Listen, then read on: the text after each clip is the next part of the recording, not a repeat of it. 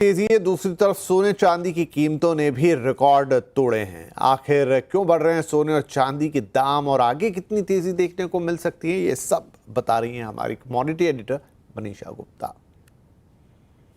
जी हाँ, एक और दिन और सोने चांदी में रिकॉर्ड तेज़ी अभी यहाँ पर कायम है। और सोने से ही अगर यहाँ पर शुरुआत करें तो हमने 1,05,000 रुपये प्रति 10 ग्राम के लेवल्स आज यहाँ पर निकलते हुए देखे हैं। और इसी तेज़ी के साथ अगर आप पिछले 5-6 साल का गेंस देखें तो 2025 में पिछले 5 सालों के बाद इस तरह की तेज़ी यहाँ पर दर्ज की है। सोना इस साल में अब तक 33% तक चढ़ चुका है और अंतर्राष्ट्रीय बाज़ारों में ये अपने ऑल टाइम हाइज़ के काफ़ी निकट है। भारतीय बाज़ारों में तेज़ी इसलिए भी ज़्यादा है क्योंकि रुपये में एक भारी गिरावट देखने को मिली है। आज भी एक नया लो हमने रुपए में बनते हुए देखा। रुपया इस साल में एशियन मार्केट्स में सबसे वर्स्ट परफॉर्मिंग करेंसी है, तो उसकी कैलकुलेशंस भी यहाँ पर गोल्ड में बनती हुई नजर आई हैं। खरीदारी इसलिए भी है क्योंकि सेफ हेवन बाइंग है, डॉलर इंडेक्स में गिरावट है, अनसर्टनिटी जियोपॉलिटिक्स को लेकर यहाँ पर काफ़ी ज़्यादा है और बाजार को लगता है कि आगे जाकर यूएस की तरफ से दरों में कटौती होगी तो उसका फ़ायदा भी हमने यहाँ पर सोने में आता हुआ देखा। और यही सारे फैक्टर्स हैं कि आपने चांदी में भी अच्छी खासी बढ़त बनते हुए देखी।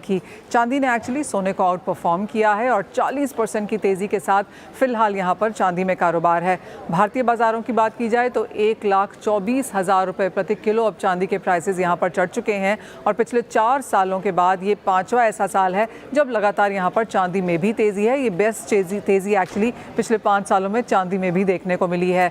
सेफ हेवन के साथ साथ यहाँ पर इंडस्ट्रियल डिमांड बहुत स्ट्रॉन्ग है और सोने की खरीदारी तो सेंट्रल बैंक्स कर ही रहे थे इतने सालों से, लेकिन अब चांदी में भी खरीदारी यहाँ पर रशिया और सऊदी अरेबिया के सेंट्रल बैंक्स ने की है, जिसकी वजह से चांदी को यहाँ पर और भी सपोर्ट मिला है।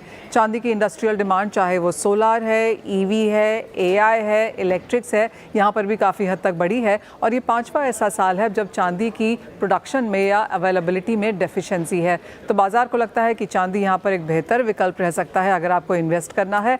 और एक साल के अंत तक 2025 के अंत तक 10-12-15% की तेज़ी यहाँ से भी चांदी शायद आपको और दिखा सकती है।